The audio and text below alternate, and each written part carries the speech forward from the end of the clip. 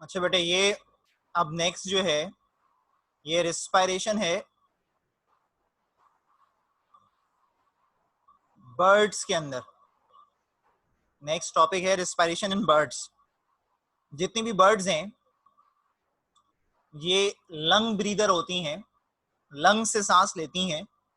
और जो बर्ड्स के जो लंग्स होते हैं वो इंटरनली सब डिवाइडेड होते हैं बहुत सारी छोटे स्ट्रक्चर्स के अंदर या मेम्ब्रेनस चैनल्स के अंदर। उनको हम कहते हैं पैराब्रोंकाई। जैसे इंसानों में और फ्रॉग में अल्वेलाई होते हैं, इनके पास पैराब्रोंकाई होते हैं जो कि हाईली वेस्कुलराइज्ड हैं, मतलब नंबर ऑफ ब्लड वेसल्स बहुत ज्यादा हैं, छोटे हैं साइज में, मेम्ब्रेनस है, मेम्ब्रेन से मिलके बने हैं। ये जो पैराब्रोंकाई होते हैं, ये जो चैनल्स होते हैं, ये रिस्पॉन्सिबल होते हैं कि कंटिन्यूसली इनके अंदर गैसेस आती रहें, फ्लो ऑफ एयर होता रहे एक डायरेक्शन में। बर्ड्स के अंदर जो वेंटिलेशन होती है वो कंप्लीट होती है। इससे पहले हमने बात करी थी फ्रॉग की।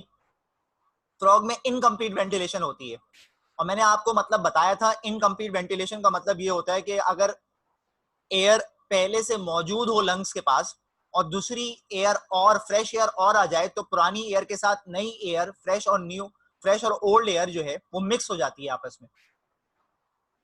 तो अगर किसी के लंग्स कंप्लीटली एम्प्टी ना होते हो तो उनके अंदर जो वेंटिलेशन होती है वो इनकम्प्लीट होती है। लेकिन बर्ड्स के पास कंप्लीट वेंटिलेशन है। इसका मतलब कि इसके लंग्स पूरी तरह से खाली हो जाते हैं और फिर नई फ्रेश एयर उसकी जगह लेती है आकर। तो इनके पास कंप्लीट वेंटिलेशन है।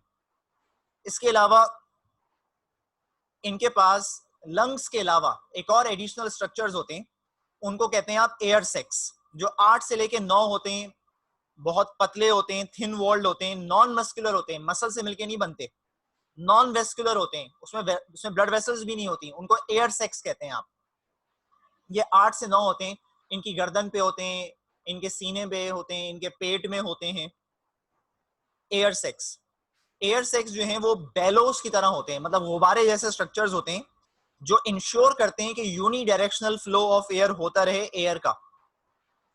बर्ड्स जितनी भी हैं बेटे ये 2 ब्रेथ्स लेती हैं, 2 दफा सांस लेती हैं। पहली दफा जो सांस लेती हैं उसमें एयर जाती है और इनके पोस्टीरियर एयर सैक में भरती है, और जब दूसरी दफा इनहेल करती हैं तो एयर जाती है और इनके एंटीरियर एयर सैक में भरती है। तो दे टेक 2 ब्रेथ्स। हालांकि हम जो है वो एक दफा इंस्पायर करते हैं और एक दफा एक्सपायर करते हैं, वी टेक सिंगल ब्रेथ। जबकि बर्ड्स टेक 2 ब्रेथ, 2 दफा इनहेल करती हैं। तो पहली दफा जब इनहेल करती हैं तो air is filled in posterior air sac, और जब दूसरी दफा इनहेल करती हैं तो air is filled in anterior air sac. ये जो एयर सैक्स होते हैं दे आर बेलो लाइक, और बीच में क्या होते हैं parabronchi which is vascularised structure. तो जब पोस्टीरियर एयर सैक में एयर भर जाती है तो पोस्टीरियर से एयर निकल के एंटीरियर की तरफ जा रही होती है, तो बीच में जो रीजन आता है, जो एरिया आता है, उसको कहते हैं पैराब्रोंकाई, जिसके पास ब्लड वेसल्स हैं। और हमें मालूम है ब्लड वेसल्स आर्टरी और वेन होंगी जिसमें ऑक्सीजनेटेड और डीऑक्सीजनेटेड ब्लड होगा। तो वेन्स वहां पे डीऑक्सीजनेटेड ब्लड लेके आईवी होंगी। तो जब एयर क्रॉस कर रही होगी इस एरिया से तो जो वहां पे रखी हुई आर्टरी होंगी जो कि डिवाइड होंगी, जिसमें ऑक्सीजन नहीं होगी, तो इस एयर से ऑक्सीजन निकल के कहां चली जाती है आर्टरी में। और similarly at the same time when से निकल के क्या आती है कार्बन डाइऑक्साइड, जो इस एयर में भरना शुरू हो जाती है।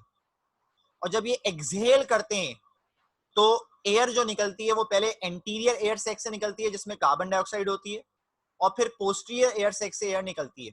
तो अगर आप देखें तो इनके पास एक ऐसा मैकेनिज्म है लंग्स के अलावा भी जो एयर कंटेन कर रहा है इतने हाई अमाउंट में। और ये काम ये इसलिए करते हैं, इतनी ज्यादा एयर इनको इसलिए रिक्वायर्ड है बेटे क्योंकि ये एक एरियल ऑर्गेनिज्म है, ये उड़ते हैं। और जब उड़ते हैं तो हवा की जो रेजिस्टेंस है जो इनकी बॉडी पे अप्लाई होती है, हालांकि बॉडी इनकी स्ट्रीमलाइंड होती है, जो एयर फ्रिक्शन को काटने के काम में आती है, एयर फ्रिक्शन को रिड्यूस करने के काम में आती है स्ट्रीमलाइन बॉडी का होना, जो आगे से नैरो है बीच से ब्रॉड है।